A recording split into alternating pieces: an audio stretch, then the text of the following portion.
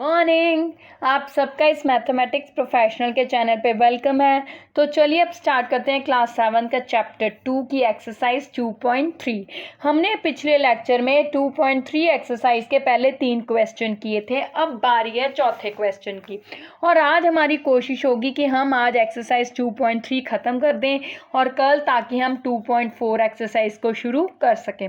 तो चलिए करते हैं। क्या है इस एक्सरसाइज में हमने फ्रैक्शंस को मल्टीप्लाई करना सीखा है और ऑफ का कैसे यूज़ होता है फ्रैक्शंस में वो देखा है। ठीक है, अब हमारे अगला क्वेश्चन है, कहता है 2 विच इज़ ग्रेटर, इनमें से कौन सा बड़ा है, ये कि ये क्या है 2/7 ऑफ 3/4। ऑफ का मतलब मल्टीप्लाई, 3/4 वैसे ही तो मल्टीप्लाई किया ऊपर को ऊपर से, या आप कैंसिल कर लो। अगर मैं टेबल पे कट करती हूँ तो पहले मैं दिमाग में चेक करूँगी कि ऊपर और नीचे में से किसी एक टेबल पे कट होते हैं तो ऊपर में से 2 जाता है, नीचे में से 4। तो अब मैं कट करने लगी हूँ 2 के टेबल पे 2 गया 1, नीचे में से 2 के टेबल पे 4 गया 2। अब और कोई रकम कटती है नहीं, तो फिर ऊपर वाले को ऊपर वाले से, नीचे वाले को नीचे वाले से। 1 3 ज़ा 3, 7 2 का 14, ये आ गया। अब दूसरा है 3/5 ऑफ 5/8, यही है 3/5 वैसे ही। ठीक है, ऑफ का मतलब मल्टीप्लाई 5/8। अब ये भी किसी टेबल पे कट होते हैं 5 के टेबल पे। नीचे में से 5 के टेबल पे 5 कट किया 1, ऊपर में से भी 5 के टेबल पे 5 कट किया 1। तो क्या बचा 3 1 ज़ा 3, नीचे बचा 1 8 ज़ा 8। तो ये आ गया। अब ये 3/14 है और यहाँ पे मेरे पास आंसर आया 3/8। अब इन दोनों में से देखना है कि कौन सा बड़ा है, विच इज़ ग्रेटर है। तो कैसे पता करेंगे, एलसीएम लेंगे। तो कैसे पता करेंगे, हमारे पास है 3/14 एंड 3/8, यही रकम है। अगर मैं एक बार फिर से वेरीफाई कर लूँ, 3/14 3/8, बिल्कुल ठीक है, यही रकम है। अब हमने इनमें से बड़ा बताना है तो क्या करेंगे, हम 14 और 8 का एलसीएम ले लेंगे। ठीक है, 14 और 8 का एलसीएम ले। सबसे पहले 2 के टेबल पे 2 7 ज़ा 14, 2 4 का 8। फिर 2 के टेबल पे 2 के टेबल पे 7 नहीं जाता, वैसे का वैसे 4 गया 2। फिर 2 के टेबल पे 7 नहीं जाता, डिवाइड नहीं होता, उसको वैसे का वैसे लिख लिया। 2 के टेबल पे 2 डिवाइड किया 1। अब 7 के टेबल पे 1 × 1, तो इनको सबको मल्टीप्लाई किया। 2 2 ज़ा 4, 4 2 का 8, 8 7 ज़ा 56। तो एलसीएम कितना आ गया मेरे पास 56। अब नीचे लाइन मार के 56, 14 के टेबल पे 56 कितने पे होता है, 14 4 ज़ा 56 होता है ना। तो 14 4 ज़ा 56, 4 3 ज़ा 12, कोमा 8 7 ज़ा 56, मतलब 50 एलसीएम को नीचे वाली रकम से डिवाइड करना है। तो 56 को 8 से डिवाइड किया 7, 7 को 3 से मल्टीप्लाई किया 21। अब 12 और 21 में से कौन सा बड़ा है, ये बड़ा ना 3/8। तो 3/8 अब आंसर कौन सी रकम का था ये देखें, तो 3/8 मेरे पास आंसर आया था इसका। तो 3/5 ऑफ 5/8 इज़ ग्रेटर। तो हम क्या लिखेंगे, 3/5 ऑफ 5/8 इज़ ग्रेटर। ठीक है, हमने ये बताना था कि इन दोनों में से कौन सा बड़ा, ये कि ये। अब हमें कंफर्म हो गया कि इसमें से ये बड़ा है। ठीक है, तो अब बारी है नेक्स्ट क्वेश्चन की, सेकंड पार्ट की। 1/2 ऑफ 6/7। ठीक है, दूसरी है 2/3 ऑफ 3/7। हमने इसमें बताना है कि कौन सा बड़ा है, ये बड़ा कि ये। पहले 1/2 ऑफ का मतलब मल्टीप्लाई 6/7 वैसे ही। अब पहले कट हो रही हैं तो मैं कट करने लगी हूँ 2 के टेबल पे। ऊपर में से 2 के टेबल में कौन सी रकम डिवाइड होती है 6, तो उसको डिवाइड करके आंसर कितना आया 3। नीचे में से 2 के टेबल पे कौन सी डिवाइड होती है 2, उसको डिवाइड करके आंसर आया 1। अब कहीं नहीं कट होता तो मल्टीप्लाई करूँगी ऊपर वाले को ऊपर वाले से, नीचे वाले को नीचे वाले से। तो 1 3 ज़ा 3 डिवाइडेड बाई 1 7 ज़ा 7, तो ये आंसर आ गया। अब इधर देखें 2/3 ऑफ का मतलब मल्टीप्लाई 3/7। अब ऊपर और नीचे में से कौन सी रकम कट होती है, 3 के टेबल पे 3 कट किया 1, ऊपर भी 3 के टेबल पे 3 कट किया 1। तो क्या बचा 2 1 ज़ा 2, नीचे 1 7 ज़ा 7। तो अब मेरे पास एक आंसर आया है 3/7, दूसरा आंसर आया 2/7। तो अब इसके नीचे देखो, नीचे वाली रकम सेम है ना, तो अब यहाँ पे इस क्वेश्चन में हमें एलसीएम लेने की ज़रूरत नहीं है, सिंपल ऊपर में से देख लो कि कौन सी बड़ी है, 3 बड़ी है, तो 3/7 किसका आंसर था, इसका था, तो इसका मतलब 1/2 ऑफ 6/7 इज ग्रेटर। ठीक है, हमने पिछले क्वेश्चन में एलसीएम क्यों लिया, क्योंकि हमारे पास जो नीचे वाली रकम थी वो डिफरेंट थी, एक की 14 थी, एक की 8 थी। सबसे पहले नीचे वाली डिनोमिनेटर को हमें सेम करना ज़रूरी है, तभी हम बड़ा छोटा पता कर सकते हैं। अब इस क्वेश्चन में हमारे पास नीचे वाली रकमें सेम है, तो हमने मिनटों मिनटी ऊपर बता दिया कि कौन सी बड़ी है। ठीक है, तो चलिए अब अगला क्वेश्चन देख लेते हैं। कहता सैली plants 4 saplings in a row in her garden। कहता सैली एक लड़की ने 4 पौधे लगाए एक ही रो में, मतलब 1 2 3 4 ये हो गए पौधे। ठीक है, मैंने ऐसे रफ से बना दिए पौधे, तो ये 4 पौधे एक ही रो में लगाए एक ही लाइन में। The distance between 2 adjacent saplings is 3/4 metre. कहता 2 ये साथ साथ जो पौधे हैं उनमें डिस्टेंस कितना है, 3/4, मतलब इन दो, कोई भी दो साथ साथ, चाहे इन दो में भी 3/4 है, इन दो के बीच में भी डिस्टेंस 3/4 है, इन दो के बीच में भी डिस्टेंस 3/4 मीटर है। कहता find the distance between first and last sapling. अब कहता यहाँ से लेकर यहाँ तक ये टोटल कितना डिस्टेंस है, मतलब पहले पौधे से लेकर अखीरले पौधे के बीच में कितना डिस्टेंस है। तो 3/4 कितनी बार आया, 3 बार, तो इसका मतलब 3 ऑफ 3/4, यानी कि 3/4 को हमें कितनी बार ऐड करना पड़ेगा, 3 बार ऐड करेंगे।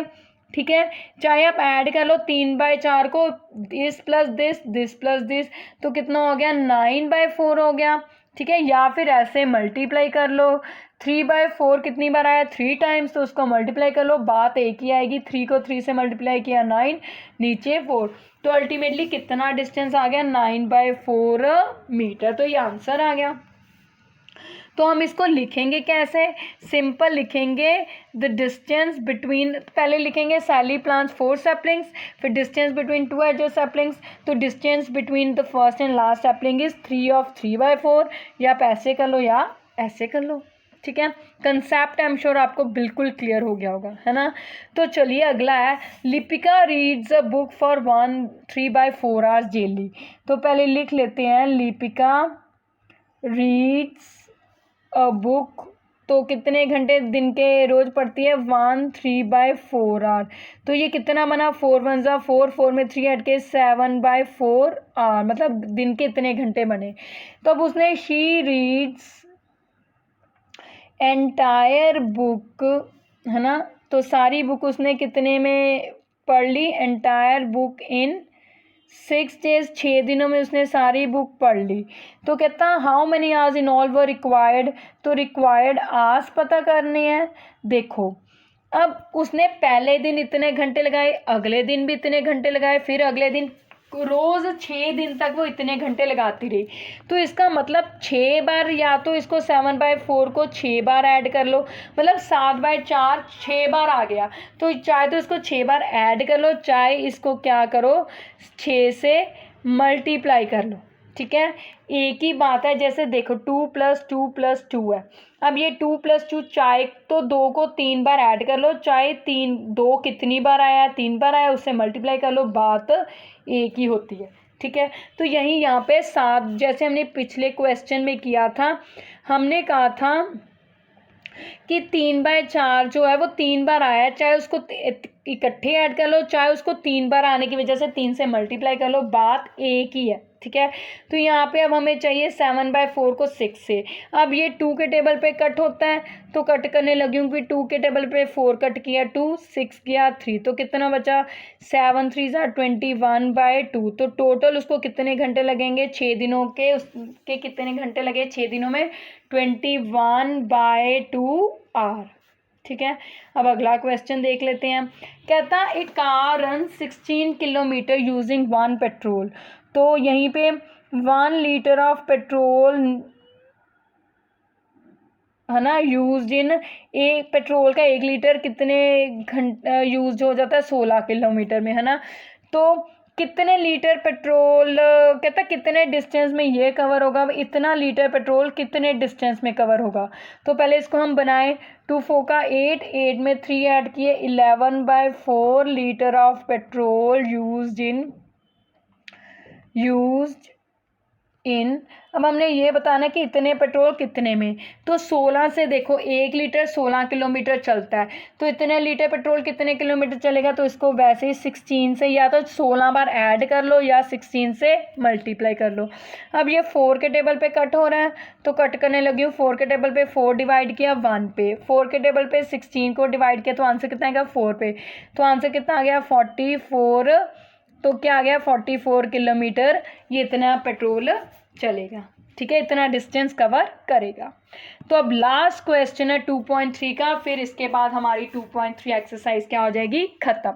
तो है क्या, कहता provide the number in the box. पहला ए पार्ट का पहला है, कहता 2/3 को मैं किससे मल्टीप्लाई करूं कि आंसर 10/30 आ जाए। अब 2 को किससे मल्टीप्लाई करने पर 10 आता है, 5, तो ऊपर 5 आ गया। अब 3 को किससे मल्टीप्लाई करने पर 30 आता है, 10, तो ये आंसर आ गया। तो पहला मेरा आंसर क्या आ गया 5/10, तो यहाँ पे ब्लैंक्स में क्या आएगा 5/10।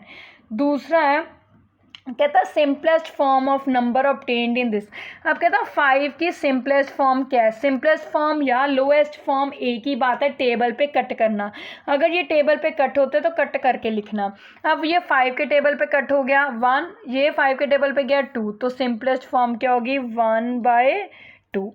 ठीक है, तो अब अगली बारी है, अब हम करते हैं बात इस सेकंड बी पार्ट की। तो चलो सेम ही है, provide the number in the box. अब कहता 3/5 को किससे मल्टीप्लाई करूं कि आंसर 24/75 आए। अब 3 को किससे मल्टीप्लाई करने पर 24 होता है 8 पे, 5 को किससे मल्टीप्लाई करने पर 75 आता है 15 पे, 15 5 75 होता है ना, तो ये आंसर हो गया। तो अब बारी है अगली, ये तो अब मेरा आंसर आ गया 8/15। अब कहता वही बात सिंपलेस्ट फॉर्म बतानी है। अब 8/15 की सिंपलेस्ट फॉर्म, तो इसको टेबल पे कट करे तो क्या आया 3 के टेबल पे कट किया, नहीं ये 3 के टेबल पे जाता ही नहीं है ना, तो 8/15 किसी टेबल पे कट नहीं होता, तो इसकी सिंपलेस्ट फॉर्म ये खुद ही है। इसकी आगे कोई सिंपलेस्ट फॉर्म नहीं है, क्योंकि ये आगे किसी भी टेबल पे कट नहीं होता। 3 के टेबल पे 15 जाता है, 8 नहीं जाता। 2 या 4 के टेबल पे 8 जाता है, 15 नहीं जाता। उसी तरह 15 5 के टेबल पे जाता है, 8 नहीं जाता। तो इसका मतलब ये किसी भी टेबल पे कट नहीं होता, तो इसकी लोएस्ट फॉर्म ये खुद ही है। ठीक है, तो ये थी आपकी एक्सरसाइज 2.3 के questions 4 5 6 7 and 8। I am sure आपको क्लियर हो गया होगा। अब तो वैसे भी हमने फ्रैक्शंस की मल्टीप्लाई कर करके बहुत प्रैक्टिस हो गई है। ठीक है, अगर फिर भी आपको कोई प्रॉब्लम है तो आप मुझे कमेंट्स में बता दीजिएगा। अगर आपको ये वीडियो पसंद आई हुई तो लाइक एंड शेयर कीजिए, और हाँ, इस चैनल को सब्सक्राइब करना मत भूलिएगा। कल मैं अगली 2.4 एक्सरसाइज को लेकर आऊँगी। Till then, thank you, have a nice day.